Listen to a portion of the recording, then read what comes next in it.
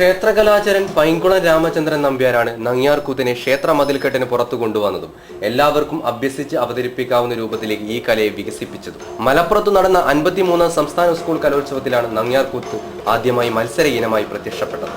സവർണ വിഭാഗത്തിൽ മാത്രം ഒതുങ്ങി നിന്ന ഈ കലാരൂപം പിന്നീട് എല്ലാ വിഭാഗങ്ങളിലേക്കും വ്യാപിച്ചു. സംസ്ഥാന സ്കൂൾ കലോത്സവ വേദിയിലെ നങ്ങ്യാർകൂത്ത് മത്സരങ്ങളിൽ ഇതര മതവിഭാഗങ്ങളിലെ വിദ്യാർത്ഥിനികളുടെ പ്രകടനം സ്കൂൾ കലോത്സവത്തിന്റെ മതേതര സാന്നിധ്യത്തിന് മാറ്റിക്കൂട്ടി. കൊടുങ്ങല്ലൂർ ഹയർ സെക്കൻഡറി സ്കൂളിലെ ഇസാന എൻ്റെ ഉപ്പ ചെയ്യുന്ന എല്ലാത്തിലും എന്നെ പ്രോത്സാഹിപ്പിക്കുന്ന എല്ലാതും.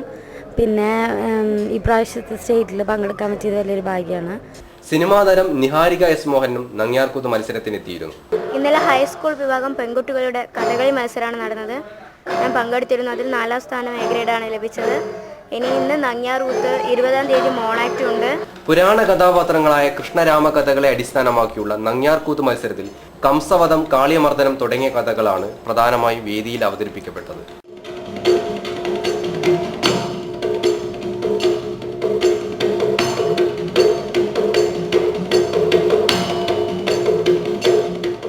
ദൂരദർശൻ ന്യൂസ്, കോഴിക്കോട്.